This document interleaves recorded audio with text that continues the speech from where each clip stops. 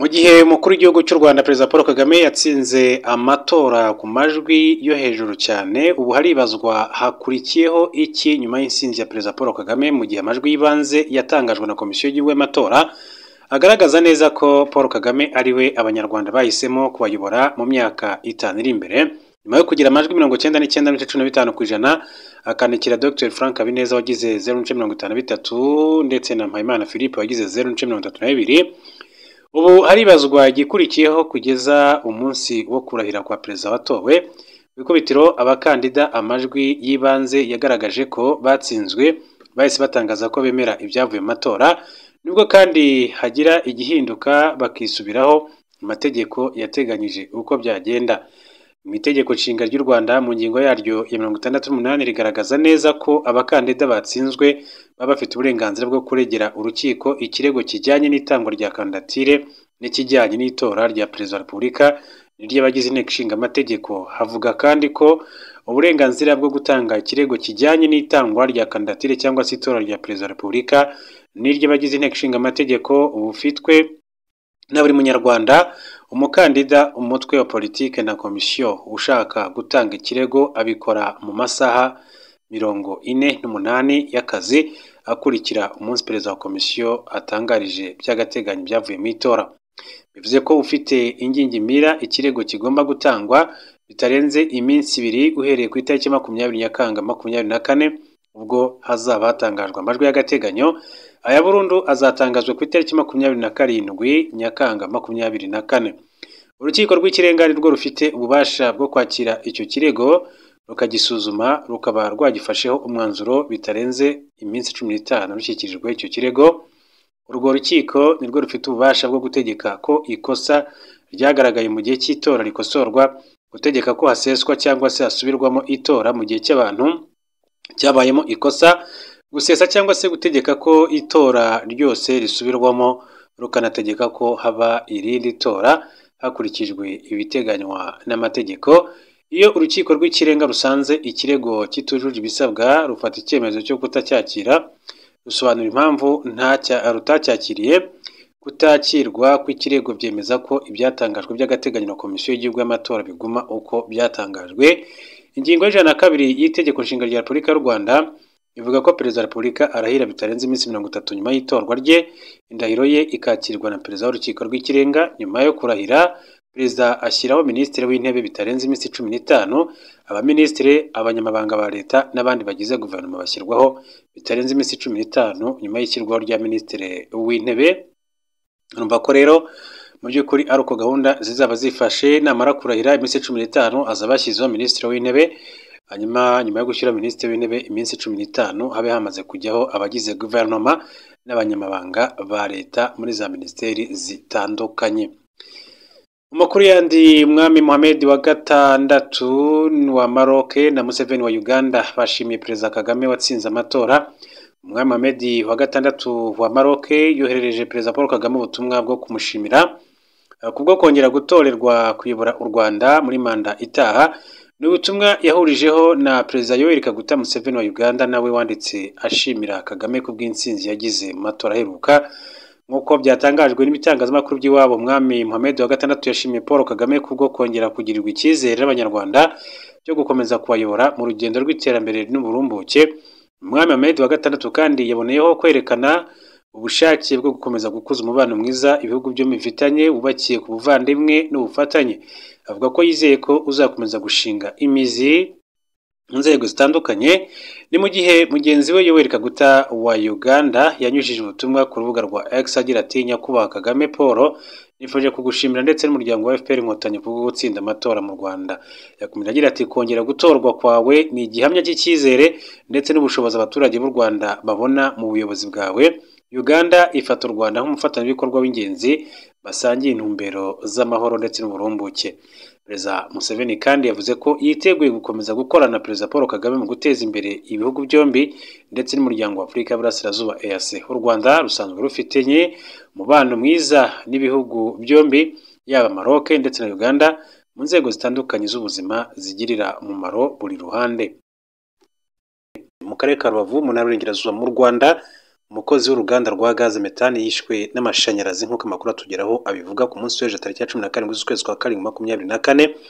Harerimana Silas wari umukozi w'uruganda Shema Power Rack Kivu rucukura gaze metane mu kiyaga cya Kivu yafashwe n'umuriro w'amashanyarazi ahita apfa. Impanuka yahitanye nyakwigendera yabereye umurenge wa Nyamyumba w'akarere ka Rubavu mu masaha ya saa 4 zo kuri wa gatatu tariki ya 17 Nyakanga 2024.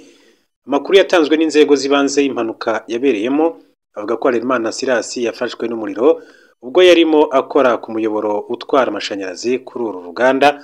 Umuriro ukimara kumufata ngo yahise ajyanwa ku kigo nderabuzima cya Kigufi, gusa kihagezwa ahita ashiramo umwuka. Umurambo nyakwigendera wari ufite imyaka igera kuri 40 y'amavuko wahise ujyanwa mu buruhukiro bw'ibitaro bya Gisenyi nk'uko inkuru dukesha ikinyamakuru Bwiza akadomorwa cyandikira imbere mu gihugu cy'u Rwanda ikomeza kugenda ibivuga. Reka rero tuvuge ngo Imana imuhe iruko ridashira, hanyuma twihanganishe abagize umuryango we n'abanyarwanda bose muri rusange bwo kubura uyu mugabo wari ufite imyaka igera kuri 40 yishwe n'amashanyarazi. Mu yandi makuru wakomeje kugenda avugwa, abantu batandukanye bakuru b'ibihugu bakomeje kugenda bashimira umukuru w'igihugu cy'u Rwanda. Abayobozi batandukanye bakomeje kohereza Kagame ubutumwa bwo kumushimira. Abakuru b'ibihugu bitandukanye nka perezida wa Mozambique Filipe Nyusi, wa Guinea Bissau Umaro Sisoko Embalo, wa Tanzania Samia Suluhu Hassan ni bamwe mu bakuru b'ibihugu bamaze kohereza perezida wa Repubulika Paul Kagame ubutumwa bwo kumwifuriza insinzi nziza nyuma yo gutangaza ibyavuye mu matora ku itariki ya 15 Nyakanga 2024 by'agateganyo.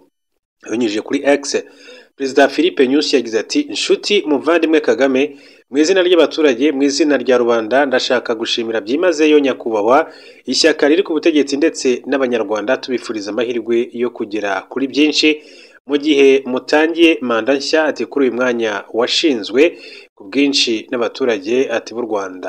Perezida mugenzi we wa Guinea Bissau Umaro Sisoko Embalo nawe yifurije insinzi mugenzi we w'u Rwanda Paul Kagame. Nawe abinyujije kuri X yagize ati: "Mu izina rya Guinea Bissau turashimira Perezida Paul Kagame kubwo kongera gutorwa cyane. Ati nkwifurije manda nshya ishimangiwe n'amahoro, uburumbuke n'iterambere." Adashimira abaturage b'u Rwanda.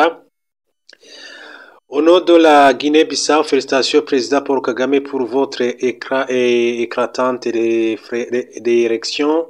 Je vous souhaite un nouveau mandat renforcé de paix, de prospérité, de progrès. Félicitations au peuple rwandais nk'uko yabigarutseho. Perezida wa Tanzania Samia Suluhu Hassan nawe n'umwe mu bakuru b'ibihugu byo mu karere bifurije insinzi nziza perezida w'u Rwanda Paul Kagame.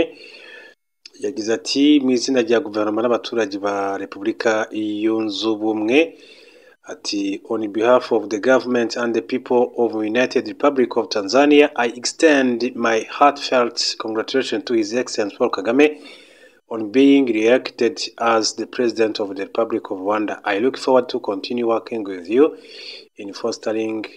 Uko yabigarutseho mu ugenekereje mu rurimi rw'ikinyarwanda ati mu izina rya guverinoma n'abaturage ba Repubulika yunze ubumwe ya Tanzania ndashimira byimazeyo nyakubahwa Paul Kagame kuba yongeye gutorerwa kuba perezida wa Repubulika y'u Rwanda.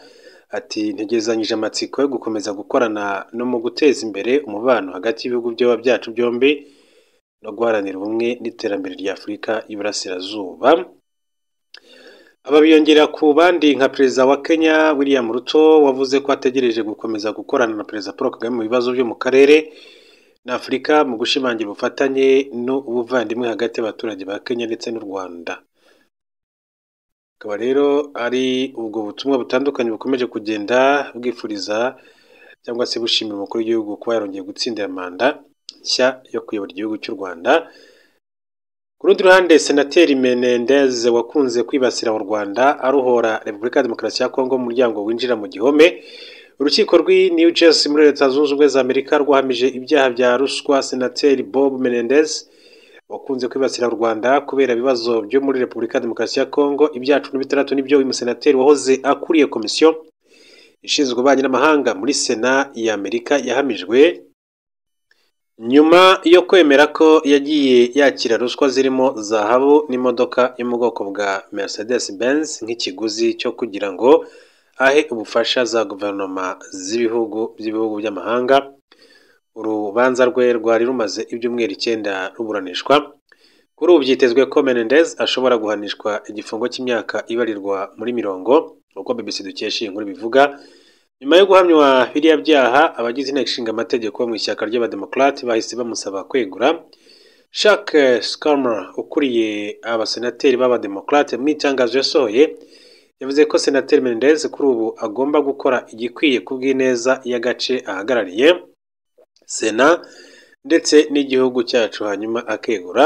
Menendez icyo akora nubwo yemereye urukiko ko yagiye yakira indonke, yabwiye itangazamakuru ryo muri Amerika ko akiri umwere.